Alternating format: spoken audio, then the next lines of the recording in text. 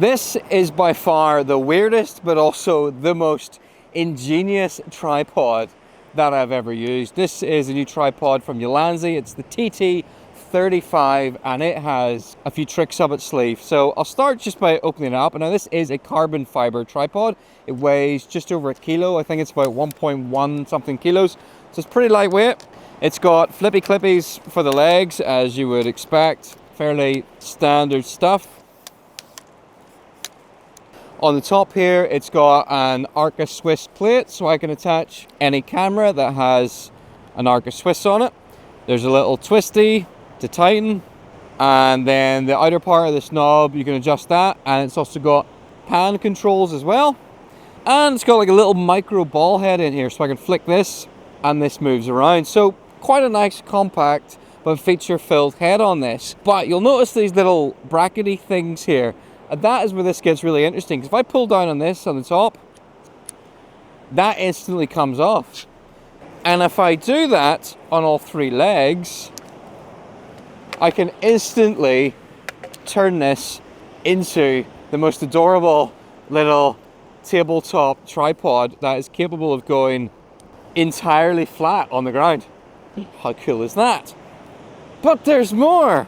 If I pull this little differ again, I can take one of these and I can plug that directly in there, and now I've got a monopod.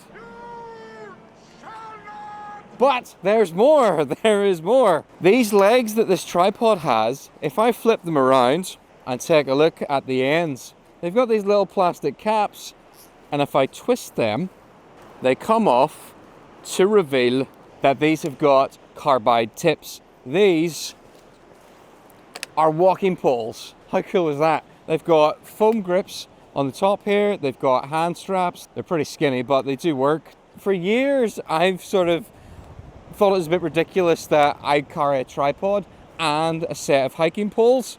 With this setup, two of the legs of the tripod become my hiking poles for hiking. And then when I want to reattach them, and I've got my tripod again. This is kind of ingenious. It's not perfect, however.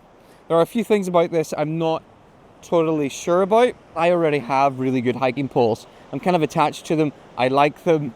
So for that reason, I'm probably more likely to carry a separate tripod. And the other thing is, because I often video myself out hiking, well, I need to have my poles in those shots. And if those poles are currently holding up the camera at the time, well then I'm not going to have them in the shot. Probably the main one is that it doesn't have a central column, so it doesn't go any higher than this.